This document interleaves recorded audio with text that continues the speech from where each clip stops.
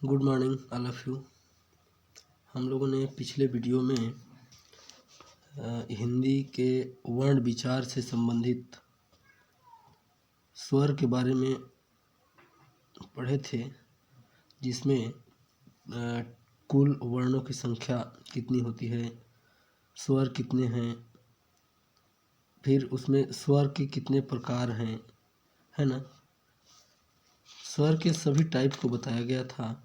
मूल स्वर क्या होता है, संधि स्वर क्या होता है ना, दीर्घ स्वर, संयुक्त स्वर। उसके बाद इन सबको पढ़ने के बाद हम लोग स्वरों का उच्चारण भी पढ़ लिए थे ना, कि स्वरों का उच्चारण हम लोग कैसे करते हैं। ठीक है,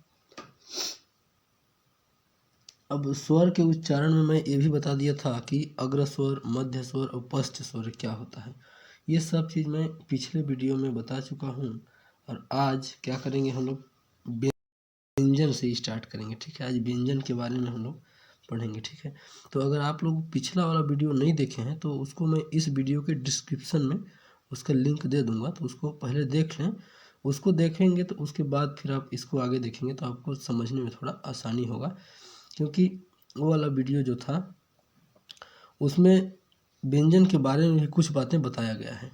ठीक है, तो कृपया उसको पहले देखें। जब वो उसको देख लें उसके बाद इसको देखें तो आपको थोड़ा समझने में आसानी होगा। ठीक है, तो चलिए हम लोग आज व्यंजन के बारे में स्टार्ट करते हैं। और बाकी ये तो आपको पता ही है कि हर एग्ज़ाम में हिंदी का बहुत महत्वपूर्ण स्थान होता है ना। हर एग्ज़ाम में हिंदी पूछा ही जाता है। आइए देखते हैं फिर हम लोग व्यंजन के बारे में क्या क्या एग्ज़ाम में पूछा जाएगा, किस टाइप से पढ़ना है, क्या है, सब चीज़ देखते हैं। ठीक है, तो व्यंजन क्या होता है। सबसे पहले तो वे ध्वनियाँ जो बिना स्वरों की सहायता लिए उच्चारित नहीं हो सकती व्यंजन कहलाती हैं।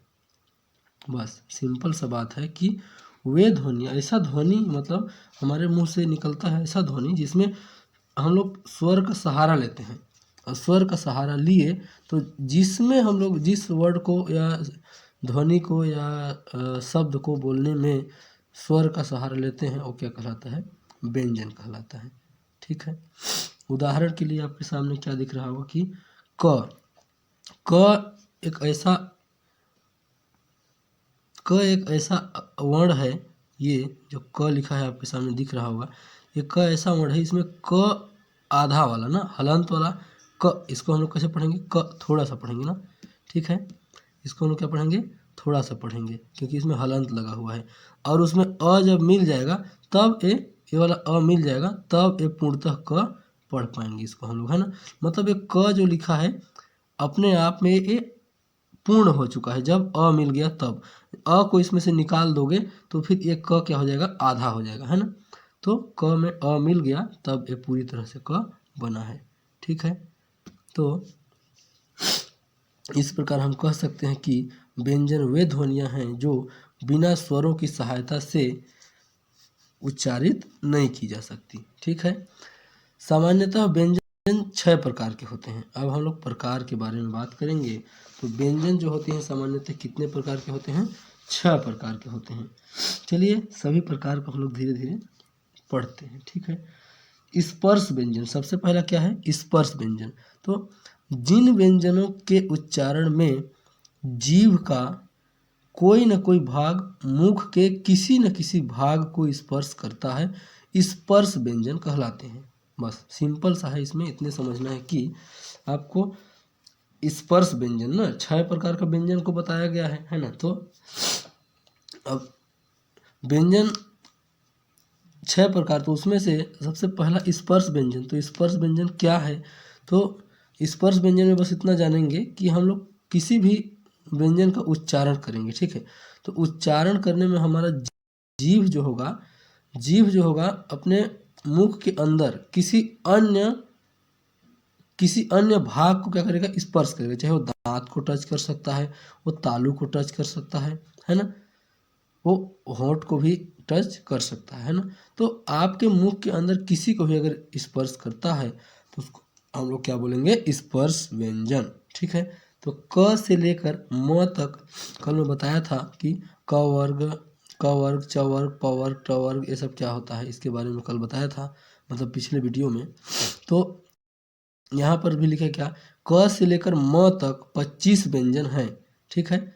और 25 व्यंजन स्पर्श हैं। इन इन ये मतलब 25 जो व्यंजन हैं ये सब क्या है, स्पर्श व्यंजन के अंतर्गत आते हैं। इन्हें 5-5 के वर्गों में विभाजित किया गया है, 5-5 के वर्गों में विभाजित किया गया है। क वर्ग में 5, च वर्ग में 5, ट वर्ग में 5, फिर त वर्ग में 5, ऐसे करके 5-5 के वर्गों में बांटा गया है। तो इन्हें वर्गीय व्यंजन भी कहते हैं। जैसे क से अंग तक, क से अंग तक क वर्ग हो गया, च से ञ तक च वर्ग हो गया, ठीक है। ट से अड़ तक ट वर्ग, त से न तक त वर्ग, और प से म तक प वर्ग। इस तरह से 5 वर्ग में बचे हैं, बटे हुए हैं, ठीक है। तो ये 25 जो है क्या है, स्पर्श व्यंजन के अंतर्गत आते हैं। बहुत इंपॉर्टेंट है, इसको याद जरूर रखिएगा कि स्पर्श व्यंजन की संख्या कितनी है। अगर पूछा जाए तो क्या लिखेंगे आप, 25। स्पर्श व्यंजन की संख्या कितनी है तो क्या लिखेंगे, 25, ठीक है। और बस स्पर्श व्यंजन का पहचान क्या है, तो वो सीधा सा आपका क्या होता है, आपका जीभ आपके मुंह के अंदर किसी भी भाग को टच करता है, वो स्पर्श व्यंजन हो गया। बस आगे चलेंगे। अनुनासिक है ना, क्या आ गया, अनुनासिक व्यंजन। अनुनासिक का मतलब है कि अनुनासिक व्यंजन जिन व्यंजनों के उच्चारण में वायु नासिका मार्ग से निकलती है, अनुनासिक व्यंजन कहलाते हैं, ठीक है। अनुनासिक व्यंजन का मतलब है क्या, एक मिनट ना, सॉरी दोस्तों, थोड़ा डिस्टर्ब हो गया, एक मिनट। तो आइए हम लोग क्या देख रहे थे, अनुनासिक। अनुनासिक व्यंजन जिन व्यंजनों के उच्चारण में वायु नासिका मार्ग से निकलती है, अनुनासिक व्यंजन कहलाते हैं, ठीक है। अंगा, या, अड़, न और म अनुनासिक व्यंजन हैं, है ना। अनुनासिक व्यंजन का मतलब क्या है कि जिन व्यंजनों के उच्चारण में वायु नासिका, नाक से क्या निकलेगा, आपका हवा निकलेगा, नाक से, मुंह बंद रहेगा तब भी आप ऐसे करेंगे, है ना। नाक से आप मतलब मुंह आपका बंद है फिर भी आप इस तरह से आवाज़ निकालेंगे तो आपके नाक से क्या निकलेगा, वायु बाहर निकलेगा, है ना। तो हम लोग तब भी हम लोग अंगा, इया, अड़, न, म ये सब जब बोलते हैं तो नाक से थोड़ा ना थोड़ा वायु निकलता है, तो इसीलिए इसको क्या बोलते हैं, अनुनासिक व्यंजन कहते हैं ना। तो अनुनासिक व्यंजन की अगर हम लोग बात करेंगे तो एक चीज़ और देखने को आपको मिल रहा होगा कि ये हमारा जो पंचवर्ग जो था ना, 5 वर्ग जो था, क वर्ग है ना, च वर्ग, ट वर्ग, त वर्ग, प वर्ग, ऐसे था। तो उसका सबसे लास्ट वाला जो था आपका ना, सबसे अंतिम वाला जो था, मतलब हर वर्ग का 5वां अक्षर, मतलब लास्ट अक्षर है ना, वही आपका क्या है, अनुनासिक है ना। 5 ठो यहाँ पर भी दिया है, कितना दिया है, 5 का 5, मतलब क्या है कि सभी वर्ग का 5वां अक्षर जो है आपका, वही आपका अनुनासिक व्यंजन है ना। जैसे क वर्ग में देखेंगे तो अंगा आ जाएगा लास्ट में, है ना। च वर्ग में देखेंगे तो च, छ, ज, झ, इया, है ना। फिर ट वर्ग में देखेंगे तो ट, ठ, ड, ढ, अड़ा, त, थ, द, ध, न, प, फ, ब, भ, म। लास्ट में जो आ रहा है वही क्या है, अनुनासिक व्यंजन है। उसके बाद आगे देखेंगे आप क्या कि अंतस्थ व्यंजन, अंतस्थ व्यंजन, अंतस्थ व्यंजन, है ना। ये अंतस्थ व्यंजन क्या होता है भाई, इसको भी थोड़ा जानते हैं। जिन व्यंजनों के उच्चारण में मुख बहुत संकुचित हो जाता है, फिर भी वायु स्वरों की भांति बीच से निकल जाती है, उस समय उत्पन्न होने वाली ध्वनि अंतस्थ व्यंजन कहलाती है। उदाहरण में क्या है, य, र, ल, व अंतस्थ व्यंजन है ना। तो इसको हम लोग कैसे समझेंगे कि अंतस्थ व्यंजन जो होता है, इसको जब हम लोग बोलते हैं तो हमारा मुख क्या हो जाता है, बहुत संकुचित, मतलब आपका मुंह क्या हो जाएगा, बहुत सिकुड़ जाएगा, सिकुड़ के एकदम छोटा सा हो जाएगा, और फिर भी उसमें से हवा बाहर निकल जाएगा, है ना। तो बीच से हवा भी निकल जाएगा। मुंह का दरवाजा कहेंगे तो क्या हो जाएगा, एकदम छोटा सिकुड़ जाएगा, है ना। संकुचित का मतलब क्या हो जाएगा, सिकुड़ जाएगा। और बोलेंगे य र ल व, और फिर भी क्या हो जाएगा, इसमें से वायु बाहर आ जाएगा। तो इसको क्या बोलते हैं, अंतस्थ व्यंजन, अंतस्थ व्यंजन। ठीक है, तो आई होप आपको अंतस्थ व्यंजन के बारे में समझ में आ गया होगा। हम लोग इसके आगे चलते हैं। अब इसके आगे हम लोग को देखना क्या है, चौथा टाइप जो है आपका,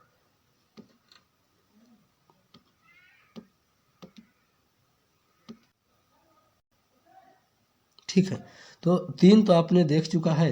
क्या क्या आपने देख लिया है कि स्पर्श व्यंजन क्या होता है, आपने देख लिया कि आपका जीभ आपके माउथ के अंदर वाले पार्ट को किसी दूसरे को टच कर रहा है तो उसको हम लोग स्पर्श व्यंजन बोलेंगे, है ना। उसमें टोटल संख्या कितना बताया था मैं कि 25 ठो होते हैं। सभी वर्ग जो है, क वर्ग, च वर्ग, ट वर्ग, त वर्ग, प वर्ग, ऐसे ना। ठीक है, उसके बाद में अनुनासिक के बारे में बताया था। अनुनासिक का मतलब क्या होता है कि किसी भी वर्ग का 5वां अक्षर जो होता है, अंगा, इया, अड़, न, म, ये सब क्या है, अनुनासिक के अंतर्गत आते हैं। उसके बाद में बताया था अंतस्थ व्यंजन। अंतस्थ व्यंजन में क्या बताया था मैं कि आपका मुंह क्या हो जाता है, एकदम सिकुड़ जाता है, संकुचित हो जाता है। तो उसको हम लोग क्या बोलते हैं, य, र, ल, व के अंतर्गत आता है, अंतस्थ व्यंजन कहलाता है। ठीक है, इसके बाद हम लोग देखते हैं चौथा नंबर में आ जाएगा क्या, ऊष्म व्यंजन। ठीक है, क्या आ जाएगा, ऊष्म व्यंजन। ये क्या होता है भाई, ऊष्म व्यंजन जिन व्यंजनों के उच्चारण में एक प्रकार की गर्माहट या सुरसुराहट सी प्रतीत होती है, ऊष्म व्यंजन कहलाते हैं। ठीक है, स, स और ह ऊष्म व्यंजन है ना। मतलब मैं क्या कहूँ इसमें, कैसे उच्चारण जब करेंगे तो गर्माहट या सुरसुराहट बोलते हैं ना। तो गर्माहट मतलब आपके मुंह से एकदम क्या होगा, गरम गरम, हल्का हल्का गरम सा आपके मुंह से वायु बाहर आएगा, है ना। गर्माहट सा, थोड़ा सा उष्मा निकलने जैसा फील होगा, है ना। और सुरसुराहट मतलब क्या होगा कि यहाँ पर आप स को बोलेंगे, स जो है और ह, तो इन सब में थोड़ा सुरसुराहट सी होती है। ठीक है, तो इसको क्या बोलेंगे, ऊष्म व्यंजन। ठीक है, क्या हो जाएगा ये, ऊष्म व्यंजन। ये चौथा प्रकार हो गया। अब देखिए 5वां बताएंगे। 5वां क्या होता है, उच्छिप्त व्यंजन। उच्छिप्त व्यंजन जिन व्यंजन के उच्चारण में जीभ की उल्टी हुई नोक तालु को छूकर झटके से हट जाती है, उन्हें उच्छिप्त व्यंजन कहते हैं। अड़ और अढ़ उच्छिप्त व्यंजन है। क्या करता है, झटके से आपका जो जीभ का नोक है वो तालु को झटके से क्या करेगा, टच करेगा, है ना। नोक टच करेगा, नोक तालु को झटके से टच करेगा और वापस वहाँ से हट जाएगा, है ना। तो उसको क्या बोलेंगे, उच्छिप्त। तो हम इसको अड़ अड़ अड़ अढ़ अड़ अढ़ ऐसे कैसे बोलते हैं, झटके में बोलते हैं ना। अब आपका जीभ पूरा उलट जाता है, देखिए पूरा उलट जाता है, उल्टा होने के बाद थोड़ा सा छूता है फिर वहाँ से हट जाता है। ठीक, तो ये क्या बन जाएगा, उच्छिप्त व्यंजन के अंतर्गत आएगा। ठीक है, इसके बाद हम लोग देखते हैं 6वें नंबर में, देखेंगे क्या, संयुक्त व्यंजन, है ना। तो संयुक्त स्वर के बारे में तो मैं आपको बताया था पिछली वीडियो में, लेकिन संयुक्त व्यंजन लिखा है यहाँ पर ना, कंफ्यूज नहीं होने का। संयुक्त व्यंजन अलग चीज़ है और संयुक्त स्वर अलग चीज़ है। तो संयुक्त स्वर जो मैं बताया था उसमें क्या बताया था कि अ और ई मिल के ए बन जाते हैं, अ और ए मिलकर ए बन जाते हैं, अ और उ मिलकर ओ बन जाते हैं, अ और ओ मिलकर औ बन जाते हैं। तो ऐसे जब बनते हैं तो इसको क्या बोलते हैं, संयुक्त स्वर बोलते हैं। जबकि यहाँ पर हमारे पास क्या बन रहा है, संयुक्त व्यंजन का बात है। तो संयुक्त व्यंजन में जिन व्यंजनों के उच्चारण में अन्य व्यंजनों की सहायता लेनी पड़ती है, संयुक्त व्यंजन कहलाते हैं। ठीक है, चलो अब एक व्यंजन दूसरे व्यंजन से सहारा लेगा और फिर वो क्या बन जाएगा, एक दूसरा व्यंजन बनेगा, उसको बोलेंगे संयुक्त व्यंजन। जैसे आपको दिख रहा होगा, क्या दिख रहा होगा यहाँ पर, सिंपल सा आप देख पा रहे होंगे कि क, यहाँ पर क्या लिखा है, क, है ना। ये क दिख रहा है, क में षटकोण वाला स को जोड़ दिया गया है ना। अब जब ये स जुड़ रहा है तो एक क में जो अ लगा था वो हट जाएगा, इसमें हलंत आ जाएगा, है ना। हलंत के बाद ये वाला स पूर्ण रूप से जुड़ जाता है, तब ये क्या बन जाता है, छतरी वाला। संयुक्त व्यंजन के बारे में हम लोग बोल रहे थे क्या, कि संयुक्त व्यंजन में क्या होता है, दो व्यंजन क्या होते हैं, एक व्यंजन दूसरे व्यंजन का सहारा लेता है और एक तीसरा व्यंजन क्रिएट कर देता है, तो उसको क्या बोलते हैं, संयुक्त व्यंजन। जैसे क मिला हुआ है आपका यहाँ पर, क्या है, ये क और स मिलके अक्षर बना, इसको हम लोग क्या पढ़ते हैं, क्षत्रिय का छ पढ़ते हैं ना, छ। इसको जब पढ़ेंगे तो एक क और ये छ का उच्चारण आएगा इसमें ये, लेकिन वास्तव में क्या है क और स से मिलकर बनता है। ठीक है, उसी प्रकार आधा त है, यहाँ पर हलंत लगा है मतलब आधा पढ़ेंगे उसको, त और पूरा र मिल जाएगा तो क्या बन जाएगा त्र बन जाएगा। ठीक है, आधा ज और यहाँ मिल जाएगा तो क्या बन जाएगा ये ज्ञ बन जाएगा, है ना ज्ञ। उच्चारण की दृष्टि से इसमें क्या आ जाता है ग और य को हम लोग पढ़ते हैं ज्ञ, है ना। ठीक है, इस वाला ज्ञानी वाला ज्ञान जो रहता है ना ऐसे वाला ज्ञान वाला, तो उसी टाइप में ये ज्ञ पढ़ा जाता है। ठीक है, और फिर क्या है स और उसमें र, तो स्र पढ़ा जाएगा। ठीक है, तो इस टाइप से आपका क्या हो जाएगा स्र हम लोग पढ़ सकते हैं। तो ये जो ये आपका अक्षर त्र ज्ञान स्र, ये 4 अक्षर जो है आपका ये क्या है आपका संयुक्त व्यंजन के अंतर्गत आता है। बस इसको बस एक ही तरीका है पहचानने का कि इसको जब आप तोड़ेंगे तो इसमें 2 व्यंजन मिलेंगे। ठीक है, जब भी 2 व्यंजन मिलेंगे इसका मतलब ये टूटेगा। ठीक है, तो ये हो गया आपका 6 प्रकार मैंने बता दिया क्या व्यंजन का 6 प्रकार। ठीक है, कौन कौन सा बताया स्पर्श व्यंजन बताया पहले, उसके बाद अनुनासिक व्यंजन बताया, उसके बाद अंतस्थ व्यंजन बताया, उसके बाद ऊष्म व्यंजन बताया, उसके बाद उच्छिप्त व्यंजन बताया और फिर क्या बताया संयुक्त व्यंजन बताया। ठीक है, तो 6 प्रकार के व्यंजन होते हैं। अब हम लोग देखते हैं व्यंजन का उच्चारण, है ना व्यंजन का उच्चारण। ठीक है, तो व्यंजन का जो उच्चारण है वो क्या है कैसे है इसके बारे में हम थोड़ा जानने का कोशिश करेंगे। ठीक है, तो उच्चारण स्थान की दृष्टि से हिंदी व्यंजनों को 8 वर्गों में विभाजित किया जा सकता है। उच्चारण स्थान की दृष्टि से हिंदी व्यंजन को 8 वर्गों में विभाजित किया जा सकता है। ठीक है, हम लोग इसके पहले स्वर का भी उच्चारण पढ़ चुके हैं। ठीक ना, स्वर का उच्चारण हमने पढ़ लिया है, तो हम लोग उसको 3 वर्ग में बस बांटे थे, अग्र स्वर, मध्य स्वर और पश्च स्वर, है ना।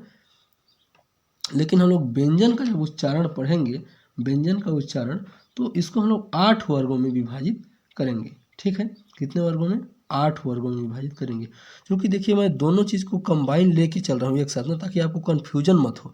इसीलिए मैं पिछला जो वीडियो बना के अपलोड कर चुका हूँ उसको बस रिक्वेस्ट करूँगा उसको एक बार आप देख लीजिए, तभी इसको देखिए तो आपके लिए अच्छा रहेगा। ठीक है, क्योंकि मैं अभी उसको मैं इसलिए दोहरा रहा हूँ ना, स्वरों के उच्चारण को मैं कितने टाइप में बताया है उसको भी आप ध्यान रखेंगे और इसको भी दोनों को एक साथ दिमाग में रखेंगे तो आप कंफ्यूज नहीं होंगे ना, इसलिए उसको एक बार जरूर देख लें, डिस्क्रिप्शन में लिंक मिल जाएगा आपको। ठीक है, तो आइए हम लोग आगे देखते हैं व्यंजनों का उच्चारण। तो व्यंजन का उच्चारण को 8 वर्गों में बांटा गया है। ठीक है, अब जो पहला वर्ग है वो क्या है आपका कंठ व्यंजन। कंठ व्यंजन, ठीक है, जिन व्यंजन ध्वनियों के उच्चारण में जीभ के पिछले भाग से कोमल तालु का स्पर्श होता है कंठ ध्वनियाँ व्यंजन कहलाती हैं। क ख ग घ अंगा ये क्या है कंठ व्यंजन है ना। कंठ से आवाज आता है, कहाँ से कंठ से, मतलब आपका जीभ का मूल जो है, जीभ का क्या है मूल, मतलब सबसे पिछला भाग है ना, वो क्या करता है आपके तालु को स्पर्श करता है, तब उसको क्या बोलेंगे हम लोग कंठ व्यंजन। क ख ग घ अंगा ये क्या है कंठ व्यंजन है। ठीक है, इसके बाद आगे देखेंगे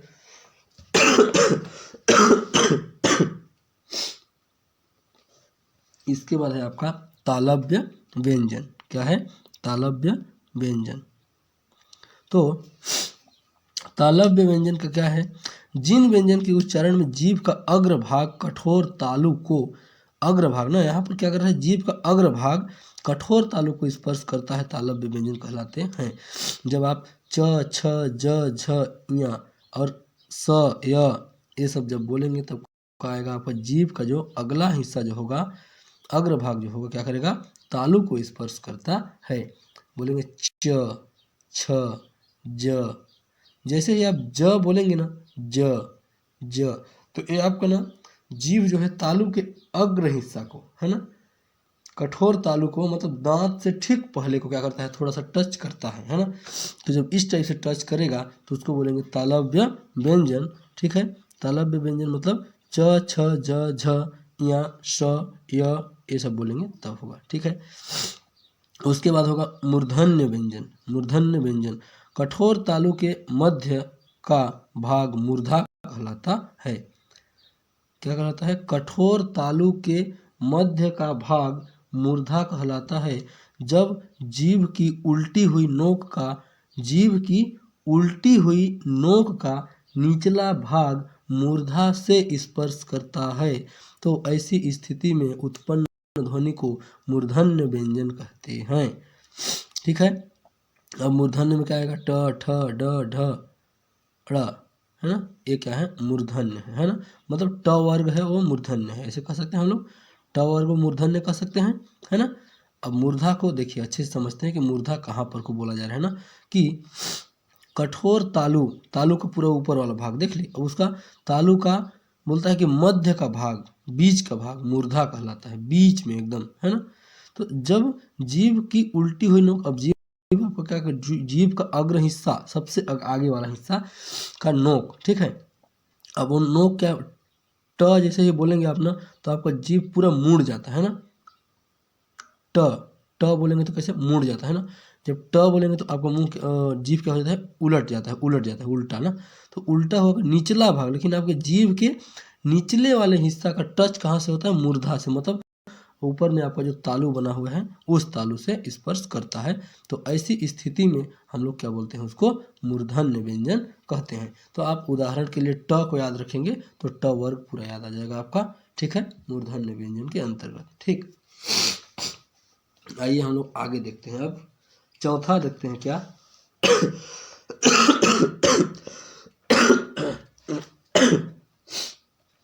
चौथा क्या है? दंत व्यंजन। ठीक है। जिन व्यंजनों के उच्चारण में जीभ की नोक ऊपरी दांतों को स्पर्श करती है ना। जिन व्यंजनों के उच्चारण में जीभ की नोक क्या करती है? जिन व्यंजनों के उच्चारण में जीभ की नोक ऊपरी दांतों को स्पर्श करती है दंत व्यंजन कहलाते हैं। त, थ, द, ध, स दंत व्यंजन कहलाते हैं। ठीक है। तो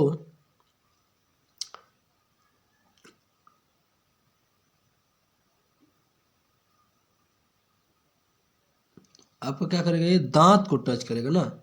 जीभ का जो नोक होगा वो क्या करेगा? ऊपर के दांतों को टच करेगा, है ना। जैसे आप बोलेंगे क्या?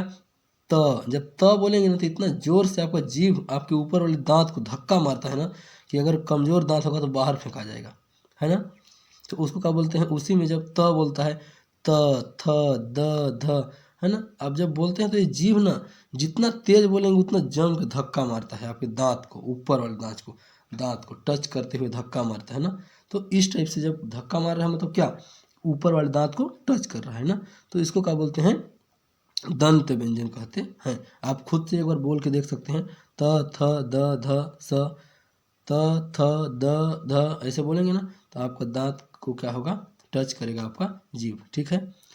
तो इस प्रकार दंत व्यंजन समझना एकदम आसान है कि ऊपर वाले दांतों को आपका जीभ जब टच करता है तो उसको हम लोग दंत व्यंजन कहते हैं। त, थ, द, ध, स ये सब क्या है? दंत व्यंजन के उदाहरण हैं। ठीक है। इसके बाद हम लोग चलते हैं 5वां नंबर में। ठीक है।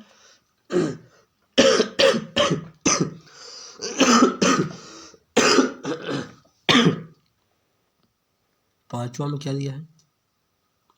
सॉरी दोस्तों, थोड़ा तबीयत खराब है, मौसम के चलते हुआ है, कोई बड़ी दिक्कत नहीं है, बस ये तो होते रहता है। इसकी वजह से थोड़ा सा आपको डिस्टर्ब हो रहा है, थोड़ा मैनेज कर लीजिएगा। 5वां नंबर देखते हैं। ओष्ठ व्यंजन क्या होता है? ओष्ठ, यहाँ पर ओठ का बात कर रहे हैं ना, लिप्स, है ना। क्या लिप्स? आजकल के लोग इंग्लिश में ज़्यादा समझते हैं ना, ओष्ठ बोलिएगा तो समझ में ही नहीं आएगा क्या बोल रहा है ना, क्योंकि ओष्ठ थोड़ा ज़्यादा क्या बोला जाए, एकदम शुद्ध हिंदी, विशुद्ध हिंदी हो गया, है ना। वो लिप्स बोलेंगे तो हर बच्चा समझ जाएगा क्योंकि लिप्स एक पॉपुलर वर्ड हो गया है। ठीक है। तो ओष्ठ देखते हैं क्या है कि ओष्ठ व्यंजन जिन व्यंजनों के उच्चारण में दोनों ओष्ठ द्वारा श्वास का अवरोध होता है ओष्ठ व्यंजन कहलाते हैं। अवरोध मतलब डिस्टर्ब, है ना। डिस्टर्ब करना, बाधा डालना, है ना। तो जब आप प, फ, ब, भ, म ये सब जब बोलेंगे ना तो ये दोनों ओंठ मिलके क्या करते हैं? हवा को रोक देते हैं, अवरोध उत्पन्न कर देते हैं उसमें, है ना। श्वास को क्या करते हैं, अवरोध। भाई आप प बोलेंगे ना तो किसी भी कीमत में आप, जब तक आपके दोनों लिप्स, ऊपर और नीचे के दोनों लिप्स टच नहीं होंगे ना, तब तक आप प बोल ही नहीं सकते, है ना। तो इसीलिए इसको क्या कहा गया है, ओष्ठ व्यंजन कहा गया है ना, ओष्ठ व्यंजन कहा गया है ना। तो मतलब ओष्ठ मतलब, और प वर्ग में कहूँ तो कोई दिक्कत नहीं इसमें, प फ ब भ म 5 ठो है, प वर्ग जो है क्या है, ओष्ठ व्यंजन है, ठीक है। अब प वर्ग क्या है आपने आगे पढ़ चुका है, ठीक है। अब हम लोग आगे चलते हैं 6वां नंबर में। 6वां नंबर में क्या बताएंगे हम, दंतोष्ठ व्यंजन, दंत्योष्ठ व्यंजन। अब यहाँ पर दांत का संबंध है। देखिए, जिन व्यंजनों के उच्चारण में नीचे वाला होंठ, नीचे वाला लिप्स दांतों को स्पर्श करता है, दंतोष्ठ व्यंजन कहलाते हैं, ठीक है। चलिए, तो हम लोग दंतोष्ठ के बारे में आई होप आप समझ गए होंगे कि दंतोष्ठ व्यंजन क्या होता है, ठीक है। इसके बाद में हम लोग चलते हैं क्या, 7वां नंबर में लिखा है वत्सर्य व्यंजन, वत्सर्य व्यंजन, है ना। तो जिन व्यंजन के उच्चारण में जीभ ऊपरी मसूड़ों, वत्स मतलब क्या होता है, मसूड़ा को स्पर्श करती है, वत्स व्यंजन कहलाती है। जैसे न, र, ल, ये 3 वर्ड क्या है, न, र, ल, ये क्या है, वत्स व्यंजन के अंतर्गत आते हैं। उसके बाद आप देखेंगे 8वां नंबर, है ना। 8वां में क्या लिखा है कि स्वर यंत्रमुखी या काकल्य व्यंजन, जिन व्यंजन के उच्चारण में अंदर से आती हुई श्वास तीव्र वेग से स्वर यंत्र मुख पर संघर्ष उत्पन्न करती है, स्वर यंत्रमुखी व्यंजन कहलाती है। जैसे ह, है ना। क्या होता है यहाँ पर, स्वर यंत्रमुखी या काकल्य व्यंजन, तो इसमें क्या होता है, अंदर से आती हुई श्वास तीव्र वेग से स्वर यंत्र मुख पर संघर्ष उत्पन्न करती है, स्वर यंत्रमुखी व्यंजन कहलाते हैं, ठीक है। तो इस टाइप से आपका हमने व्यंजन का 8 प्रकार बता दिया। कौन कौन सा, कंठ व्यंजन, तालव्य व्यंजन, मूर्धन्य व्यंजन, दंत व्यंजन, ओष्ठ व्यंजन, दंतोष्ठ व्यंजन, वत्स व्यंजन, स्वर यंत्रमुखी या काकल्य व्यंजन, ठीक है दोस्तों। तो थैंक्स फॉर वाचिंग। आपने लास्ट तक वीडियो देखा, इसके लिए आपका दिल से बहुत बहुत धन्यवाद एवं आभार, ठीक है दोस्तों। और अपने फ्रेंड्स को कोशिश करें कि शेयर कर दें, ठीक है। और लाइक करें, सब्सक्राइब करें, और आपको जिस टॉपिक पर वीडियो चाहिए कमेंट करें, ज़रूर बनाया जाएगा वीडियो आपकी डिमांड के अनुसार, ठीक है। Thanks for watching.